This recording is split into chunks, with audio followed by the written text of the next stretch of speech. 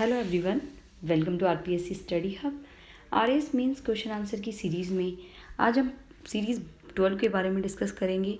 अब तक 11 सीरीज़ में हम काफ़ी क्वेश्चन डिस्कस कर चुके हैं, जिसमें 20 वर्ड्स, 50 वर्ड्स एंड 100 वर्ड्स यानी 2 मार्क्स, 5 मार्क्स और 10 मार्क्स के क्वेश्चन हम डिस्कस कर चुके हैं। अगर आप प्रीवियस जो सीरीज़ है उसको देखना चाहते हैं तो उसका लिंक मैं डिस्क्रिप्शन बॉक्स में दे दूँगी, वहाँ से आप डायरेक्टली देख सकते हैं। और अगर आपको क्वेश्चन अच्छे लगते हैं तो आप उनको स्क्रीनशॉट लेकर या फिर कहीं पर भी कॉपी में लिख सकते हैं। आपकी आगामी मेंस है उसके लिए बहुत ज़्यादा इम्पॉर्टेंट है। सीरीज़ में आप कंटिन्यू बने रहिए, और भी अच्छे अच्छे क्वेश्चन जो है वो मैं लेकर आऊँगी जो कि मेंस के लिए काफ़ी इम्पोर्टेंट होंगे। सीरीज़ 12 को स्टार्ट करते हैं, उसमें हम क्वेश्चन डिस्कस करेंगे कुछ। पहला क्वेश्चन है नॉर्ड स्ट्रीम पाइपलाइन। हाल ही में काफ़ी चर्चा में रही है ये नॉर्ड स्ट्रीम पाइपलाइन। 15 वर्ड्स, लगभग 15 शब्द यानी 2 नंबर में क्वेश्चन पूछा सकता है। जैसे कि मैंने पहले भी बताया, 15 वर्ड्स यानी 15 से 20 शब्दों में आप आंसर जो है इसमें लिख सकते हैं। चूँकि नॉर्ड स्ट्रीम पाइपलाइन के पूछा है तो आप देख सकते हैं साइड में मैंने डायग्राम भी बनाया है। तो आप डायग्राम, ऐसा ज़रूरी नहीं कि आप 5 मार्क्स और 10 मार्क्स के जो क्वेश्चन है उसी में डायग्राम बनाए। आप 2 मार्क्स के क्वेश्चन है उसमें भी आप डायग्राम जो है बना सकते हैं। इससे आपको 2 में से 2 नंबर मिलने के चांसेस काफ़ी हाई हो जाते हैं। इसलिए आप अगर जिस क्वेश्चन में डायग्राम बनने की पॉसिबिलिटी है तो आप डायग्राम जरूर बना कर आएँ, चाहे फ्लो चार्ट बना कर आएँ, चाहे ब्लॉक डायग्राम बना कर आएँ, या फिर कोई मैप है तो मैप के थ्रू आप उसको डिस्क्राइब करके आएँ, तो आपको मार्क्स जो है ज़्यादा ज़्यादा गेन करने को मिलेंगे। चलो क्वेश्चन पे चलते हैं। Nord stream pipeline. Nord stream pipeline क्या है? ये समुद्र के नीचे सबसे लंबी एक निर्यात गैस पाइपलाइन है जो कि लेनिनग्राद, रूस का जो लेनिनग्राद है वहाँ से बाल्टिक सागर के होते हुए जर्मनी का जो गिब्सफॉल्ड है उसको जोड़ते हुए यूरोप के लिए गैस ले जाती है। कंप्लीट यूरोप को जोड़ने वाली गैस की पाइपलाइन है नॉर्ड स्ट्रीम। अब हम मैप में देख लेते हैं। ये हमारा हो गया रशिया का लेनिनग्राद जो है, वहाँ से शुरू होती बाल्टिक सागर, ये रहा बाल्टिक सागर से होते हुए ये जर्मनी के ग्रिफ्सफोल्ड तक जाती है। एक गैस पाइपलाइन है, जैसे कि देख सकते हैं आप ऐसे। तो इस तरह से जो है ये जोड़ती है। इसके अलावा बीच में देखो आप एक्टोनिया, फिनलैंड, स्वीडन, लातविया, लिथुआनिया, इस टाइप के देश जो है वो इधर बीच में पड़ रहे हैं।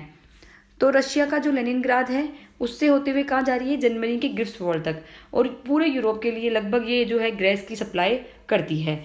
अब ये हाल ही में चर्चा में इसलिए बनी हुई है क्योंकि रूस और यूक्रेन में क्या हो गया? विवाद हो गया, संघर्ष हो गया, युद्ध हो गया। उसके चलते क्या हो गई? ये गैस की आपूर्ति जो है इसमें बाधा पहुंच गई है और गैस आपूर्ति में कमी आ गई है, जिसके कारण जो है चर्चा में है। क्योंकि अधिकांश जो यूरोप के देश है वहाँ पर जो है ये पाइपलाइन गैस की सप्लाई करती है। तो इस तरह से आप जो है इसका आंसर फ्रेम कर सकते हैं। आगे हम बात करते हैं नेक्स्ट क्वेश्चन की। नेक्स्ट क्वेश्चन है राजस्थान जलवायु विशेषताएं 15 शब्द। ये भी 2 नंबर का क्वेश्चन आ सकता है। राजस्थान की जलवायु की विशेषताएं क्या है? वैसे तो ये क्वेश्चन 50 वर्ड्स में भी पूछा सकता है, यानी 5 नंबर में भी पूछा जा सकता है।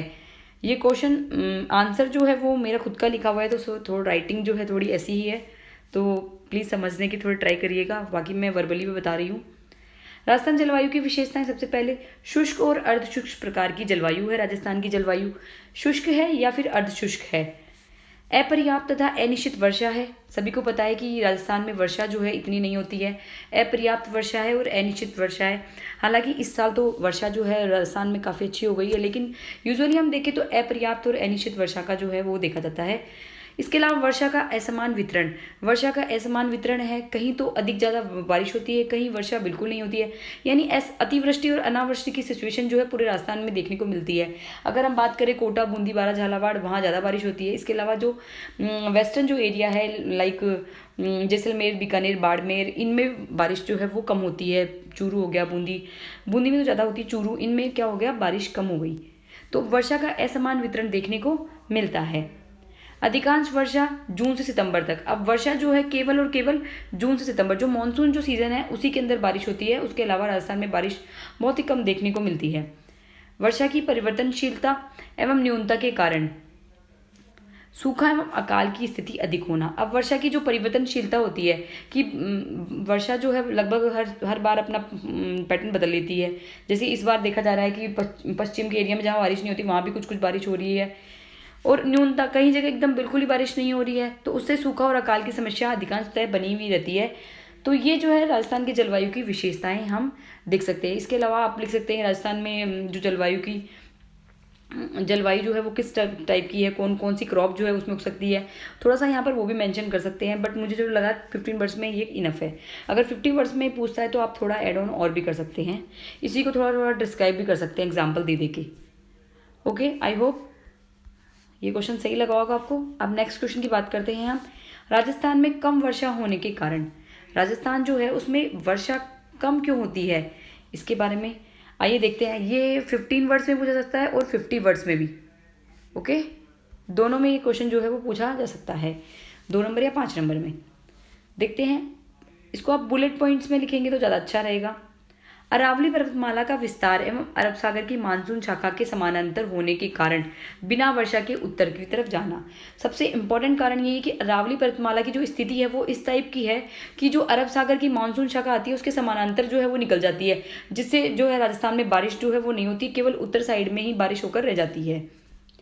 दूसरा रीज़न ये है, बंगाल की खाड़ी वाला मानसून राजस्थान पहुँचते पहुँचते आर्द्रता खो देता है, क्योंकि अरावली पर्वतमाला बीच में आ जाती है। इसमें भी यही है कि बंगाल की खाड़ी वाला जो मानसून है वो जब राजस्थान में पहुंचता पहुंचता क्या होता है, उसमें आर्द्रता, उसमें जो नमी जो होती है वो ख़त्म हो जाती है, और वो उससे क्या होता है, अरावली साथ में अरावली पर्वतमाला भी बीच में आती है, तो दोनों के कारण ही क्या होता है, राजस्थान में बारिश जो है वो कम होती है। अरावली पर्वतमाला की ऊंचाई कम होना, अरावली पर्वतमाला की ऊंचाई इतनी भी नहीं है कि बारिश को जो है वो ला पाए, तो अरावली पर्वतमाला की ऊंचाई भी कम है।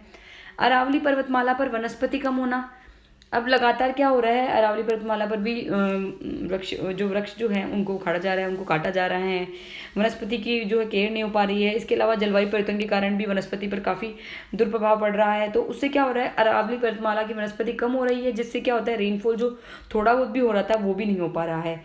इसके अलावा मरुस्थल में औसत तापमान अधिक होने के कारण संघनन की परिस्थिति नहीं बन पाती है, जिससे वर्षा कम होती है।